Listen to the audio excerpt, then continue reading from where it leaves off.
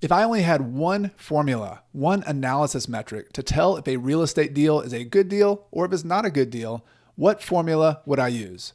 That's the question I want to tackle in today's episode of Ask Coach, and we're getting started right now.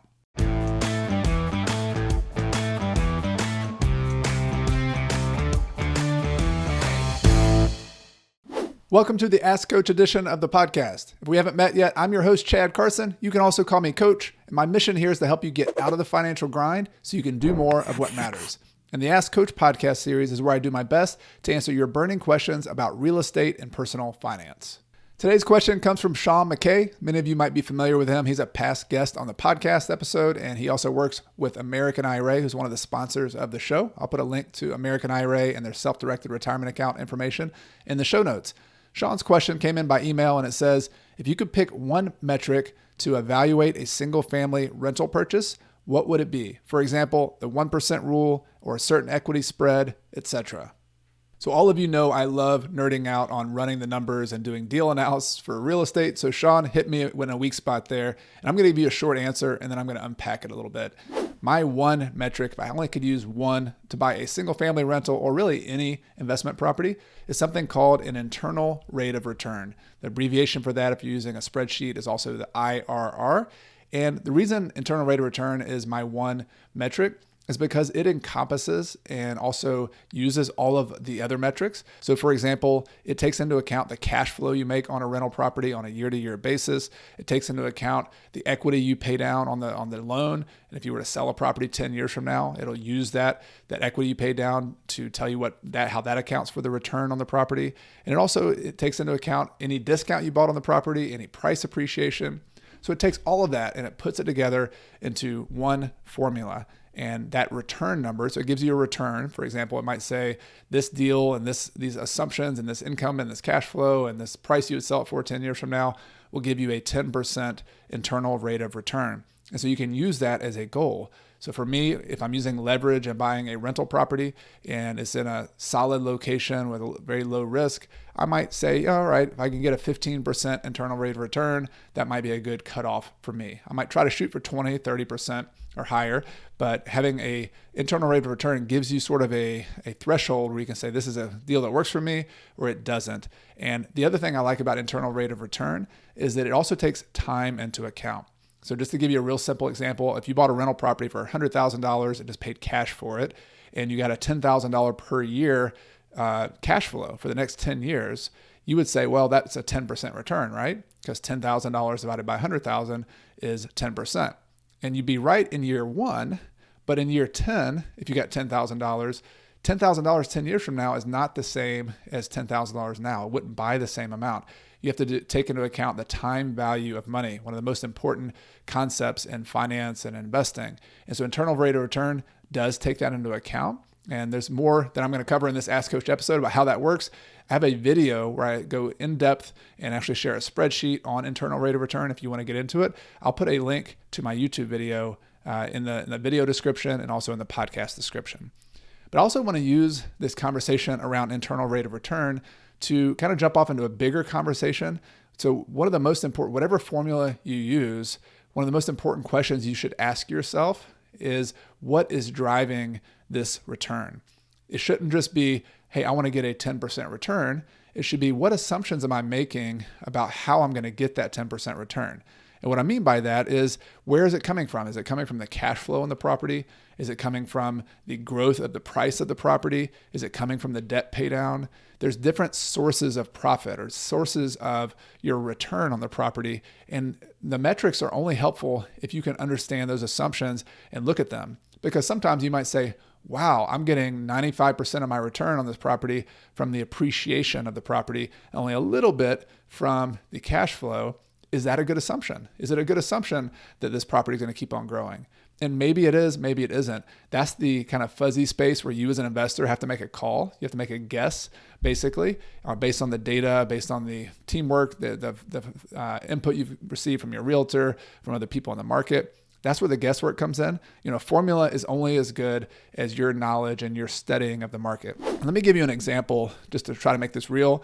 I'm risking talking about numbers and math on a podcast and on the Ask Coach podcast, even on YouTube. I'm not drawing these out on my normal whiteboard, so maybe I can do that in a future episode if y'all like this concept. But let's just say on one extreme, you buy a house or a rental property for $100,000. And I know that's a low number in a lot of places, but these are round numbers that make it easier for me to do math. And let's say you pay cash for that property and you rent it out and you get $6,000 per year in net rent. This is after you pay all your expenses, management, taxes, insurance, maintenance, anything on the property. What's left over is $6,000 per year. So you would have a 6% rental yield or a return from the cash flow on the property. $6,000 divided by $100,000 is 6%. So that is one driver of your return, 6% return.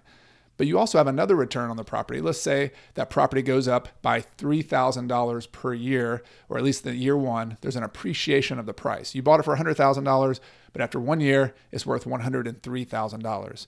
That's called an appreciation of the property. And so your total return, well, actually, let me take a step back.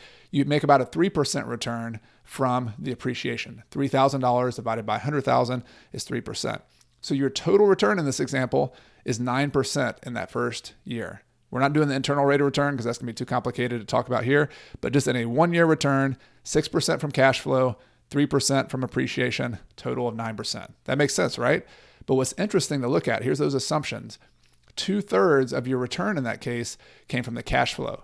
$6,000 out of the $9,000. $3,000 or 33% of your return came from the appreciation. So that's important to know. That's saying, okay, most of my return, 2/3 of my return is coming from the cash flow in the situation where I pay cash for a property and I'm making a total of about 9%. All right, that's one example. Let's go to a slightly different scenario that might be more real for a lot of you. Let's say you buy that same $100,000 property, but you put 20% down and you're still making $6,000 per year in net income, but you also have a mortgage on that property. Let's say you pay 6%. I'm going to keep it really simple here. You got a private lender who will let you pay 6% and you just pay interest only. And so your payment on that is $4,800 per year. I did the math for you. 6% times $80,000 is $4,800. So you're going to make a $2,200 per year cash flow. That's $6,000 in rent minus the $4,800 in mortgage payment, interest payment. You're making $2,200 per year in cash flow. And then you're also making that same $3,000 in growth. All right, so you're with me? Still making cash flow, making less cash flow because you have a debt payment on the property. You're making an appreciation the same, because whether you have leverage or whether you don't, you have the same amount of appreciation. But your total return on this property is $5,200 per year. That's the $2,200 in cash flow and the $3,000 in appreciation. $5,200. And so what's your return on investment? You only invested $20,000 this time because that's your down payment. You invested a lot less because you used leverage, you used the bank or you used the private lender. So your return is actually about 27.5%. That's $5,200 divided by 20,000. So you've gotten back over a quarter of your money in 1 year from the returns on this property. But here's my point and why I'm going through all this. What are the drivers there? What percentage of your return came from cash flow? What percentage came from appreciation? And in this case, 42% of your return came from cash flow and 58%, over half of your return came from appreciation. So you made less cash flow and you made the same amount of appreciation, but because you invested less of your own money, a larger portion of that came from appreciation. So that's when you use leverage, appreciation becomes a much bigger driver of your overall return, for better or for worse. You just need to know that. So I'm going to go through one more example to kind of drive this point home. Let's say that appreciation is not only 3%, it's actually a 6% appreciation. Because in the last year or two, we're in 2022, we've had 10, 20% appreciation rates on some properties. This is where people build a lot of wealth, especially when you have a lot of leverage. And so let me show you how that works. All the numbers are the same amount of cash flow, $2,200 per month, but instead of $3,000 in appreciation, we're going to get a $6,000 appreciation in year one. That's a total of $8,200 in return for that year, $2,200 in cash flow and $6,000 in appreciation. So what kind of return are you making? You still invested $20,000 and you got an $8,200 return. That's a 41% total return. but what percentage came from appreciation? What percentage came from cash flow?